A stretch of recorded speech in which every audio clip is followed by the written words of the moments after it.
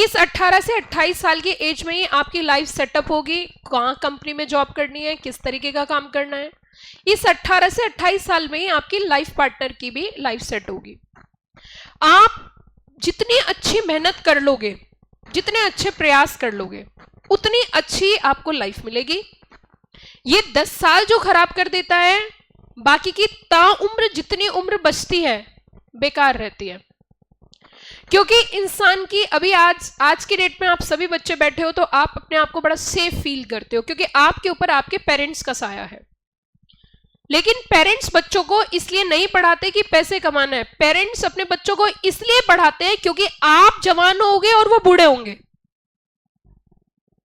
आप बड़े होंगे और उनकी लाइफ कम होगी। तो वो चाहते हैं कि हमारी एब्सेंस में भी हमारे बच्चे सेटल्ड रहें, हमारे बच्चे समर्थ रहें, सक्षम रहें, उनको कोई पागल ना बना सके, वो फाइनेंशियली स्टेबल रहे। आज आपके ऊपर आपका सरनेम है, मम्मी है, पापा है, हर चीज में वो जिम्मेदार है, लेकिन कल आपको इंडिपेंडेंट डिसीजन मेकिंग करनी है। अगर आपके नाम के सामने से उनका सरनेम हटा दिया जाए तो आपको कोई 25 पैसे नहीं देगा। आपको अपनी आइडेंटिटी क्रिएट करनी है, और ये आइडेंटिटी क्रिएट 18 से 28 की एज में ही होती है। और ये भी मत समझना कि इतनी आसान है, जर्नी बहुत टफ होती है। आपके फादर मदर की जनरेशन ने बहुत सेक्रीफाइस किया है तो आप यहां पहुंचे हो। एक जनरेशन को, 2 जनरेशन को सेक्रीफाइस करना पड़ता है जब 3rd जनरेशन बहुत अच्छे लेवल पे जाती है। आप उनके लिए 2-धारी तलवार हो।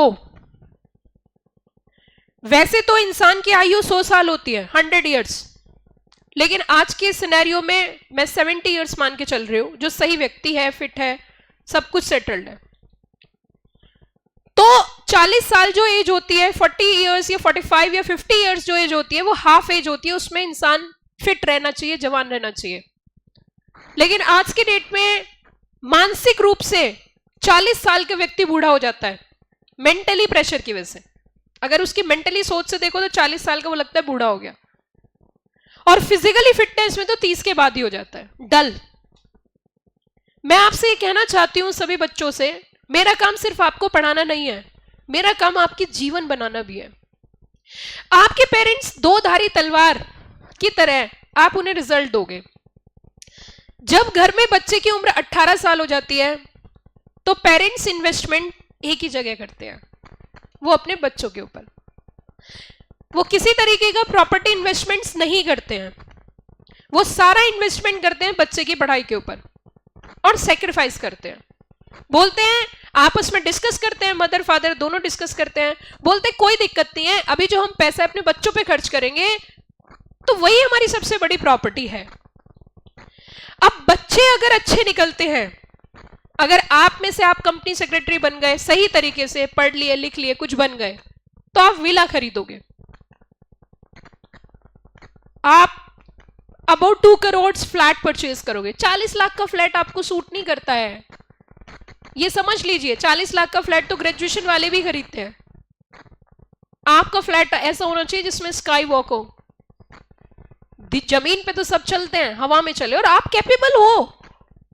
You are capable for that because you are doing India toughest course. अगर आप नहीं तो कौन खरीदेगा?